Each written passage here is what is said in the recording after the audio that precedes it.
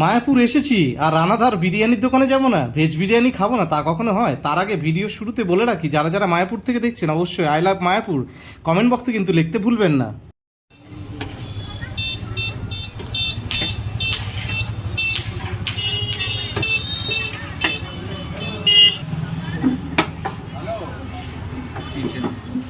বিরিয়ানি বলে খাওয়াবে না? না না না আমি হচ্ছে না কখন থেকে কখন হবে অ্যাভেলেবেল? কালকে কখন থেকে? কালকে আপনি 11:30 চলে আসুন।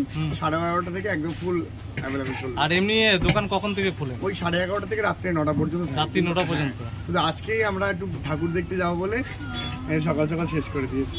আচ্ছা আচ্ছা।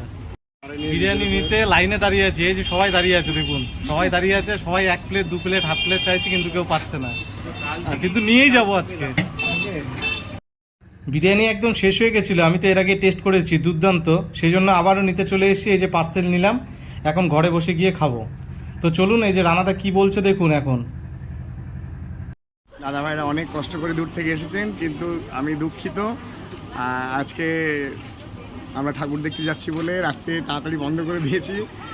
খুব স্বল্প পেয়েছে, ভালো হবে না আগেই বলে দিলাম, ওনাকে বলেও দিয়েছি। কালকে দুপুরবেলা আসেন, 11:30টার পরে 12টায় আসেন, একদম অ্যাভেলেবেল সব কিছু থাকবে। সয়া চাপ থেকে শুরু করে ময়দার সবজি থেকে শুরু করে বিরিয়ানি অ্যাভেলেবেল। মন ভরে খাওয়াবো কালকে দুপুর 12টায় একদম মন ভরে খাওয়াবো। একদম একদম আমি আছি।